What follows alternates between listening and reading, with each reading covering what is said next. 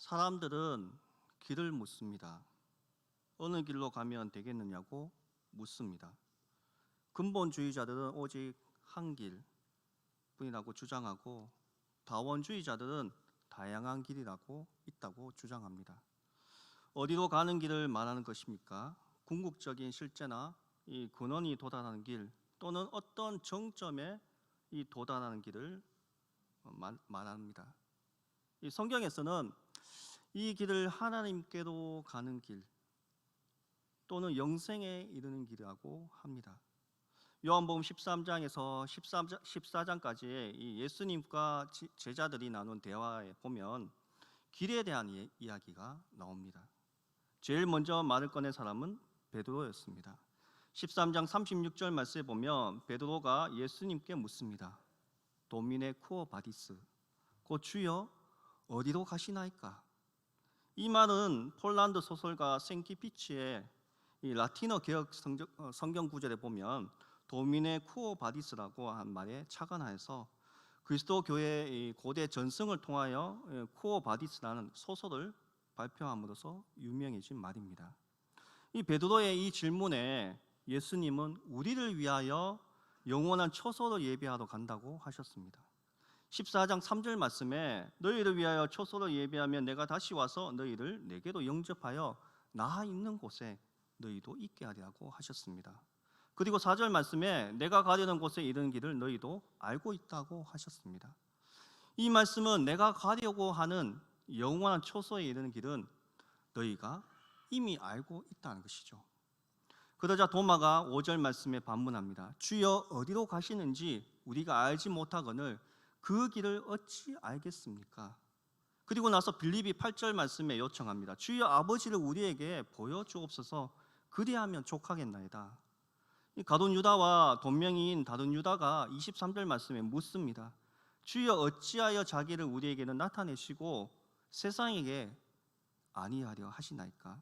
이들 제자들이 묻는 제자들의 질문에 이 총체적인 예수님의 대답이 6절 말씀에 나와 있습니다. 내가 곧 길이요 진리요 생명이니 나도 말미하지 않고는 아버지께로 올 자가 없느니라. 세상 모든 사람들은 살 길을 찾고 있습니다. 찾으려고 나아가고 있죠. 이 갓난 아이들이 울어대는 것도 살 길을 찾는 방법입니다. 배가 고파도 울고 몸이 불편해도 웁니다. 울음소리를 듣고 부모는 아이에게 먹을 것도 주고 건강도 챙깁니다. 쳐다만 보아도 아찔한 높은 빌딩에 작은 줄 하나에 몸을 의지하고 청소를 하는 사람도 그 위험한 일을 하는 것이 무엇일까요? 살려고 하는 것이죠. 이렇게 살려고 목숨을 걸고 노력하지만 세상의 어떤 일도 인간에게 사는 길을 열어주지는 않습니다. 살려고 노력하는 그 순간에 인간은 매일 죽어가고 있기 때문이죠. 유교의 창시자 공자, 그리고 불교의 창시자 석가모니, 또 해교의 창시자 마호메트는 우리는 그들을 구도자라고 합니다. 구도자란 길은 길을 찾는 사람이란 뜻의 한자입니다. 그들 모두 살 길을 찾고 있습니다. 하지만 찾지 못했습니다. 그들도 죽었습니다. 이 세상에 살다가 누구도 앞으로 살게 될 누구도 예수님처럼 말할 수 없다는 것이죠. 나는 길이요 진리요 생명이다. 모든 사람들은 길을 찾아서 나선 구도자였지만 오직 예수님은 자신이 길이라고 선언하셨습니다.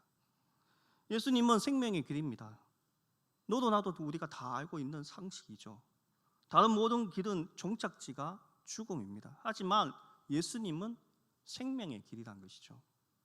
그러나 예수님은 그 길의 끝이 생명이라는 것입니다. 예수님은 인간이 죄사함을 받는 길이었습니다. 성경은 인간에게 찾아온 모든 불행과 또 죽음은 죄의 결과라고 합니다.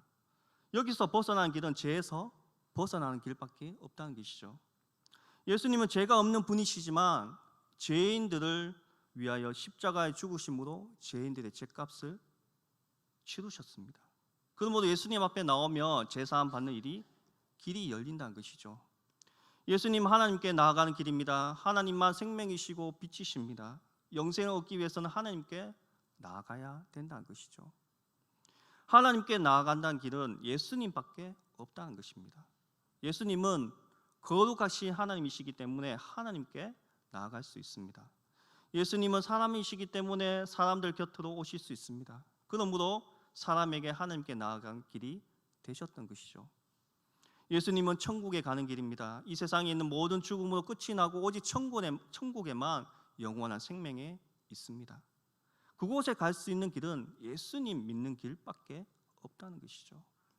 예수님을 구주로 섬기는 일은 길이 없다는 것입니다. 길이요 생명이신 그 예수님 앞에 나아가는 조건 한 가지밖에 없습니다. 세상에는 좋은 곳 가려면 지식과 돈과 건세가 필요합니다. 그러나 예수님은 어떤 것이 없는 사람들이 올 수 있도록 길을 열어주신 분이 우리 예수님이십니다. 예수님께 나아가는 조건은 나는 죄인입니다 라고 고백하는 것입니다. 하나님, 저는 죄인입니다 하고 고백하면 이 예수님은 모든 사람들 그의 가슴에 품어주시고 하늘나라 백성으로 삼아주신 분이십니다. 베드로와 도마는 인생의 궁극적인 질문, 곧 영원한 처소 또는 하나님께로 나가는 길에 대해서 물었습니다. 유다는 영생을 얻는 자들에 대해서 물었습니다. 빌립은 아버지 하나님을 보여달라고 했습니다. 이것은 아버지 하나님을 보고도 아는 진리를 가르쳐 달라는 것입니다. 젊었을 때 힌두교에 심취했다가 어떤 자매의 전도로 그리스도인이 된 유명한 교수가 있었습니다. 어느 날 이 교수가 뉴델리에 택시를 탔습니다. 택시에는 교수까지 모두 4사람이 타고 있었습니다. 그러자 한 사람이 간단히 자기소개를 하면서 서로 이런저런 이야기를 나누기 시작했습니다. 그러다 보니까 공교롭게도 4사람 모두 종교가 다르다는 것을 알게 되었습니다. 그때 한 사람이 이렇게 말합니다. 우리는 모든 종교가 달라도 같은 배를 탄 사람들이지요. 결국 같은 목적지를 가진 같은 신을 섬기는 사람들이니까. 그러자 가만히 앉아있던 교수가 버럭 화를 내면서 이런 말을 합니다. 아니요, 당신 같은 이 같은 배를 탔는지는 모르겠지만 나는 다른 배를 탔어. 진리는 거짓과 타협할 수 없습니다. 진리는 오직 하나뿐입니다. 참 목자는 양의 우리에 들어갔을 때 오직 하나의 문을 통해서 자기 양들에게 갑니다. 그것이 진리의 문입니다. 진리이신 예수 그리스도를 통해서 모든 지도자들은 거짓된 목자들입니다. 진리 안에 바로 서시기 바랍니다. 우리가 예수 그리스도를 구주로 영접한다는 것은 어떤 종교적인 의식이나 인격 수양의 차원을 넘어선 절대 구원에 받는 것을 의미하는 것입니다. 이 세상에는 여러 종교가 있습니다. 어떤 사람들은 종교에 관해서 말하기를 아무 신앙이나 한 가지만 가지면 되지 반드시 기독교 신앙을 가져야 되는가 이렇게 말합니다. 그러나 성경은 말씀하시기를 사도행전 4장 12절 말씀에 다른 이로서는 구원을 얻을 수 없다고 말합니다. 요한복음 14장 6절 말씀에서도 내가 곧 길이요 진리요 생명이니 나로 말미암지 않고는 아버지께도 올 자가 없느니라고 말씀하셨습니다. 누구든지 죄를 회개하고 예수 그리스도를 구주로 영접하면 구원을 받고 영생을 얻게 됩니다. 기독교 신앙은 누구든지 인류를 대신해서 십자가의 고난을 받으신 예수님을 믿기만 하면 값없이 죄를 얻고 의를 얻고 죄를 얻는 것이 아니라 흑암의 권세에서 영원한 생명의 나라로 옮기는 위대한 신분의 변화를 받게 된다는 것이죠. 예수님만이 진리이십니다. 만물이 그로 말미암아 지은 바 되었으니 지은 것이 하나도 그가 없이 된 것이 없느니라고 말씀하셨습니다. 예수님은 천지를 창조하셨습니다. 믿으십니까? 만물을 지으신 이가 만물을 가장 잘 알 수 있습니다. 우주를 만들고 그 모든 내용 일일이 아시는 분이 예수님이십니다. 우리 교회 모든 성지교회 모든 성도님들이 예수님이 하나하나 다 알고 계신다는 것이죠. 머리털 한 가지라도 다 알고 계신다는 것이죠. 머리털이 몇 개라도 다 알고 계신다는 것이죠. 그런 하나님은 우리가 믿고 나아가야 된다는 것입니다. 나이가 많든 나이가 적든 신앙의 연수가 깊든 짧든 그 예수님, 그 진리이신 예수님을 바라보고 나아가야 된다는 것이죠. 사도행전 14장 15절 말씀에서도 천지와 바다와 그 가운데 만유를 지으시고 살아계신 하나님께로 돌아오라고 말씀하셨습니다. 나는 처음이요 나는 마지막이라 나 외에 다른 신이 없느니라고 이사야 44장 6절 말씀에서도 기록되어 있습니다. 왜 예수님이 진리이십니까? 예수님은 알파와 오메가요, 또 처음과 나중이요, 시작과 문이라고 우주를 지을 때부터 시작해서 우주를 완성하고 영원 전부터 영원까지 우주의 주인이시기 때문입니다. 주님은 죽으셨다가 부활하셨으므로 우리가 불가사의하게 생각하는 죽음의 문제도 확실히 알고 계시는 분이 우리 예수님이시라는 것이죠. 오늘날은 종교도 많고 진리도 많고 가르침도 많습니다. 그러나 모든 죽음 저 건너편에 갔다 온 사람은 아무도 없습니다. 상상할 뿐입니다. 마호메트도 60세의 한 여인이 무릎을 머리에 묻고 세상을 떠났습니다. 소크라테스도 70세에 사약을 먹고 죽었습니다. 석가모니도 80세에 세상을 떠났습니다. 플라톤도 80세까지 살다가 죽었습니다. 세계의 성인이고 또 종교의 창시자였던 이들이었지만 결국 죽음 앞에서는 모두 무릎을 꿇고 죽고 난 다음에 아무 소식도 없습니다. 그러나 예수님은 33세에 십자가에 못 박혀 죽었다가 사흘 만에 부활하셨습니다. 죽음 저 건너편에서 돌아왔던 것이죠. 죄악의 빛을 가득 짊어지고 무덤으로 들어간 그 사람은 그 빛을 갚아야 나올 수 있다는 것입니다. 그렇지 못하면 죄의 값은 사망이라는 것입니다. 성인군자나 종교의 창시자들은 모두 죽음에 들어가고 난 다음에 다시는 나오지 못했습니다. 죄의 삭은 사망이라 죄를 갚지 못합니다.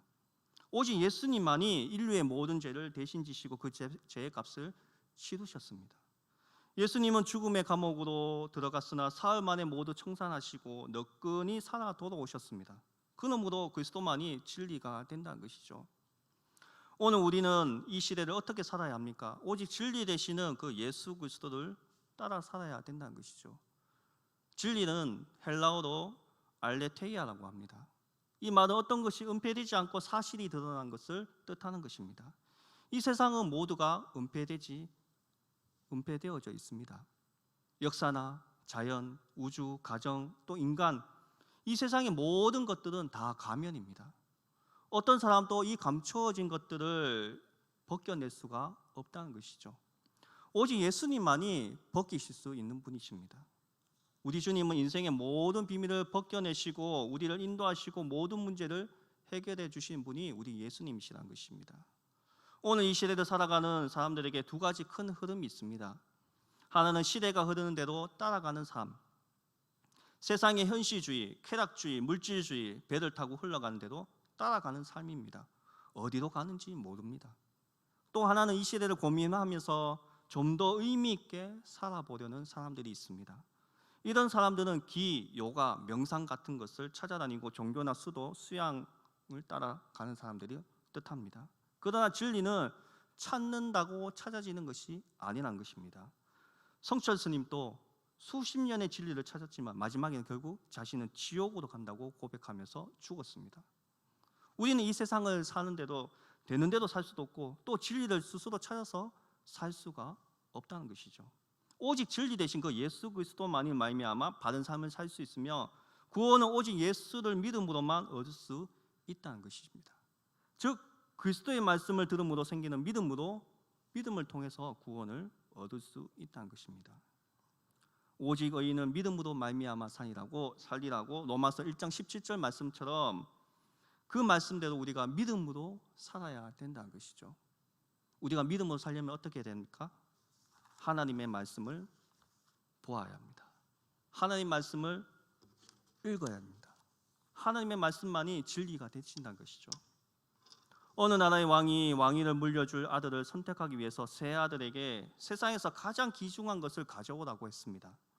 맏아들은 부채를 가져왔습니다. 이 부채를 붙이니까 권력과 군사가 한없이 쏟아져 나왔습니다.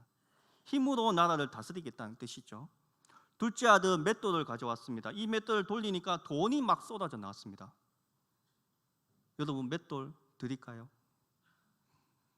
돈이 막 쏟아져 나오는 맷돌. 그런데 돈으로 국가의 안보도 안전도 해결할 수 있다는 것입니다. 셋째 아들은 책을 가져왔습니다. 이 책은 인간이 어떻게 살아야 되는지에 대해서 문제를 가르쳐주는 책이었습니다. 사람이 바른 길로 찾아 살게 되면 나라의 안보도 경계도 경제도 정치도 다 견고하게 해질 수 있고 나라도 잘 살 수 있다는 생각이었습니다. 왕은 셋째 아들에게 왕위를 물려주었습니다. 오늘 우리가 이 세상을 잘 살아가기는 하나님의 말씀입니다. 이 말씀이 우리를 이 세상에서 온전케 살도록 해주는 도구입니다. 하나님의 말씀이 우리의 말씀을 인도해 주신다는 것이죠. 공포와 불안 속에서 살아가는 사람들에게 예수 그리스도만이 평안을 줄 수가 있다는 것입니다. 오직 예수 그리스도만이 말씀을 따라 살면서 이 진리를 세상에 증거하는 성지교회 성도님들이 다 되시기를 바랍니다. 오늘 본문의 말씀처럼 예수님의 말씀은 예수님이야말로 아버지 하나님께로 가는 길이요, 아버지 하나님을 보고 아는 진리란 뜻입니다.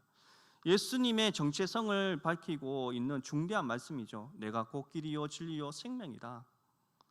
이 말씀은 그 뒤에 이어지는 나로 말미암지 않고는 아버지께로 올 자가 없다. 이 말씀 때문에 더욱더 명확해진다는 것입니다. 예수님은 인류가 아버지 하나님께로 가는 길이요, 아버지 하나님을 보고 아는 진리요, 영생으로 인도한 길이라는 것을 밝혀주는 말씀입니다. 오늘 말씀에서도 마찬가지지만 히브리서가 기록될 당시 유대인들은 간절히 바라는 것들이 있었습니다. 이 당시에 유대인들은 하나님께로 나아가는 길을 찾고 있었고, 선지자들의 예언대로 메시아가 나타나서 올랑하바라고 곧 이스라엘 나라의 회복을 이루어줄 것을 간절히 바라고 있었습니다. 수많은 자칭 메시아들 가운데서 참 메시아인가를 확증한 표적을 구하고 있었던 것이죠. 그리고 유대인들은 또 선지자들이나 제사장들은 심지어는 천사들로부터 아버지 하나님께로 나가는 해답을 얻고자 하였습니다. 그런 유대인들에게 히브리서 저자는 10장 20절 말씀에 유대인들이 그토록 오랫동안 기다렸던 메시아가 예수 그리스도시고 예수 그리스도야말로 하나님께로 나가는 새롭고 산 길이라고 하셨던 것입니다. 히브리서 10장 19절에서 22절까지의 말씀 보시면 성소와 지성소 사이에 곧 우리 하나님 사이를 휘장이 가로막고 있는데, 여기서 휘장은 죽음의 계곡과 같은 것이고 하나님께로 나아갈 길을 막고 있었는데, 예수님께서 당신의 육체로 그 휘장을 대신하셨던 것입니다. 따라서 예수님의 육체는 하나님께로 나아가는 새롭고 산 길을 연 다리라는 것이죠. 21절 말씀에서도 유대한 제사장이란 말은 대제사장으로 뜻으로 우리의 하나님 사이에 놓인 길을 막혔거나 건너기 어려운 것을 친히 자기의 육체로 새로운 길, 생명의 길로 개통하신 자라는 뜻을 뜻하는 것입니다. 이 당시에 헬라인들은 플라톤 철학의 영향을 받아서 땅 위에 있는 모든 것은 하늘 위에 영원한 세계에 있는 이상적인 것에 불완전한 모형에 지나지 않는다고 믿고, 또 보이지 않는 참 세계를 이데아의 세계라고 믿었던 것입니다. 그래서 헬라인들은 이 보이는 유한한 그림자의 세계에서 보이지 아니하는 이데아의 영원한 세계, 곧 참 실제의 세계로 옮겨갈 수 있는 길을 찾고 있었던 것입니다.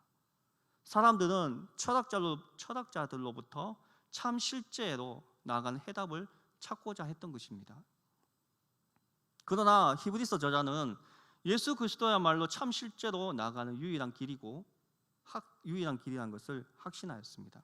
그러므로 히브리서 저자는 12장 2절 말씀에 믿음의 주여 또 온전케 하시는 이는 예수를 바라보자고 하였습니다. 영어 성경에 보면 우리가 가진 믿음의 창시자이시고 완성자이신 예수님께 우리의 두 눈을 고정시킨다는 것이죠. 히브리서 저자의 마찬가지로 요한 또 예수님 믿는 자마다 멸망치 않고 영생을 얻는다고 확신하였습니다. 그것은 예수님이야말로 영생에게 인도하는 참된 길이기 때문입니다. 인생에게는 두 개의 길이 있습니다.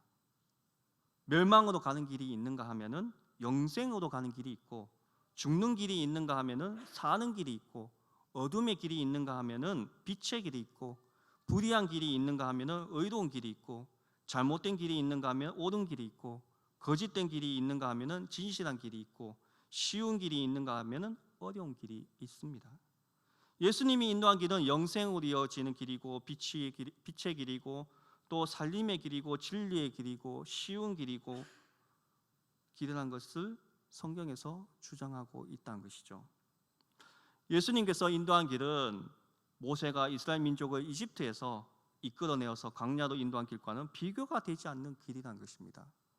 조상들이 광야에서 모세가 주는 물을 마셔도 다시 목말랐지만 예수님께서 주시는 그 물은 마시는 자의 영원히 목마르지 아니하고 그 속에서 영생수도 샘솟는 샘물이 되리라고 말씀하셨습니다. 또 조상들이 광야에서 모세가 준 떡을 먹고도 죽었지만 이 예수님께서 주시는 떡을 먹는 자는 영원히 살 것이라고 하였습니다. 또 예수님은 무리를 하나님께 인도하는 선한 목자로서 무리를 위하여 목숨을 버린다고 하였습니다. 이런 점에서 예수님은 자기를 희생시켜 영생으로 가는 길이라고 하셨습니다. 길이 한 길만이 아닌 길입니다. 이 사람 저 사람들이 시도했거나 닦아놓는 길이 많은 것도 사실입니다. 그런데 성경에서는 이 모든 다양한 길들이 죽음이란 길, 깊은 계곡이나 강이나 바다에서 끊긴다고 봅니다. 출애굽 사건에서 이집트를 탈출한 이스라엘 민족이 홍해 바다에서 가로막힌 것과 같다는 것이죠. 또 사막에서 빠져나온 이스라엘 민족이 가나안 땅을 앞에 두고 요단강에서 가로막힌 것과 같이 더 이상 길이 이어지지 못한다고 합니다. 이 성경에서 물은 죽음을 상징하기 때문에 물에서 건짐을 받았다는 것이 이스라엘 민족과 초기 기독교인들의 신앙 고백이었습니다. 노아의 8 식구가 물에서 건짐을 받았고 이스라엘 민족이 홍해에서 건짐을 받았으며 죽음의 강 요단을 건너서 가나안 복지에 들어갔으며 요나도 물에서 건짐을 받았습니다. 같은 맥락에서 이 예수님의 제자들이 갈릴리 호수에서 수차례 건짐을 받고 있고 계시록 15장 2절에서 4절 말씀에서도 하늘 보좌 앞에 불이 섞인 유리바다가에 선 성도들도 홍해 또는 소돔과 고모라를 삼켰던 불바다 또는 박해로 상징되는 죽음의 바다를 건넌 후에 이 바닷가에서 서서 구원을 주신 하나님을 찬양하고 있습니다. 그리스 신화에 보면 죽음의 세계 음부에 이르는 길은 아케론 강으로 표현하고 있습니다. 지하 세계에 도달하기까지 여러 개의 강들을 건너야 하는 것을 설명하고 있죠. 비통의 강을 건너면 시름의 강이 나오고 그 시름의 강이 건너면 불의 강이 나오고 이 불의 강을 건너면 망각의 강이 나옵니다. 이처럼 물은 흑암과 죽음을 상징한다는 것입니다. 그 반대로 해변은 빛과 구원을 상징합니다. 해변은 흑암과 죽음의 터널에서 벗어나서 이 부활한 자들이 밝고 안전한 곳에 도달할 수 있도록 상징하는 것이기 때문이죠. 문제는 누가 우리를 바다 건너 혹은 강 건너편에서 옮겨줄 것이라는 것입니다. 누가 우리를 위해서 홍해를 육지처럼 건너게 해주며 요단강을 육지처럼 건너게 해줄 수 있을까? 누가 죽음의 계곡에서 다리를 건너서 놓아주어서 건너게 해줄 수 있을까? 이 땅에 그 누구도 예수님 말고는 자기를 희생시켜 다리를 놓아준 사람이 없다는 것이죠. 석가모니도 모하메드도 공자도 소크라테스도 그 누구도 우리를 위해서 다리를 놓아준 사람은 없지 않습니까?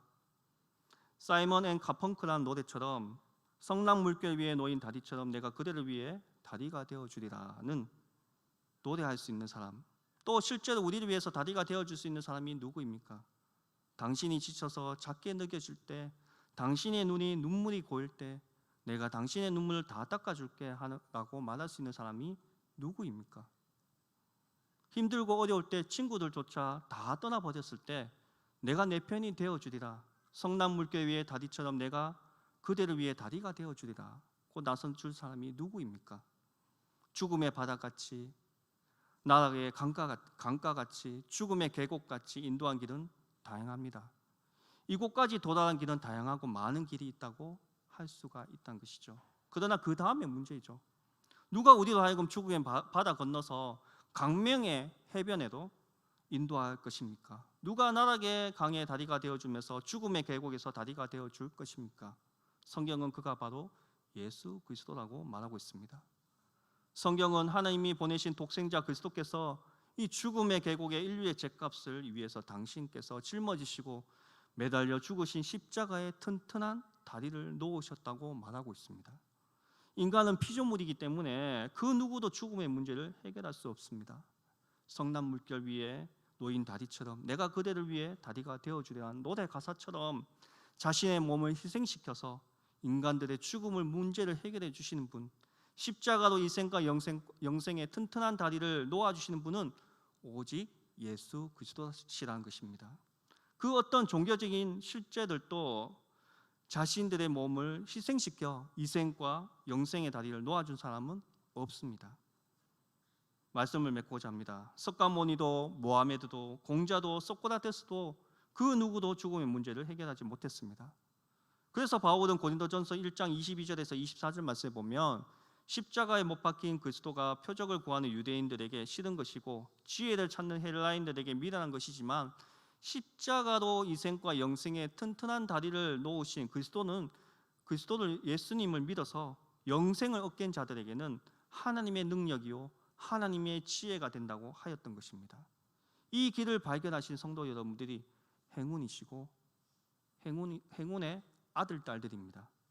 여러분들이 그 복된 자리를 꿰차고 계시길 바랍니다. 이 복된 삶을 말한 것도 없거니와 영생의 길을 발견하신 성도님들은 이 세상에서 더 없는 가장 큰 복을 받으신 것입니다. 이 큰 축복을 마음껏 누리면서 복된 여생들을 즐기시기를 바랍니다. 도마처럼 그 길을 어찌 알겠습니까? 라고 말하는 해로운 자가 되어서는 아니 됩니다. 빌립처럼 주여 아버지를 우리에게 보여주소서라는 말처럼 실증주의자가 되어서는 아니 됩니다. 베드로처럼 주는 그리스도시요 살아계신 하나님의 아들이시라고 고백할 수 있는 복된 성지교회 모든 성도님들이 다 되시기를 주님의 이름으로 축원합니다. 기도하겠습니다. 길이요 진리요 생명 되신 하나님 아버지, 저희의 삶에 어려움이 있음은 하나님의 능력과 예수님을 드러내기 위함임을 깨닫습니다. 저희가 연약할수록 더욱더 강하게 드러나는 하나님의 능력을 오늘 또 체험하기를 원합나이다. 오직 예수 그리스도만이 진리요 예수님을 통해서만이 모든 사람은 참된 하나님을 바라볼 수 있는 전파하게 하여 주옵소서. 믿사옵고 우리 구주 예수 그리스도의 이름으로 기도드리옵나이다. 아멘.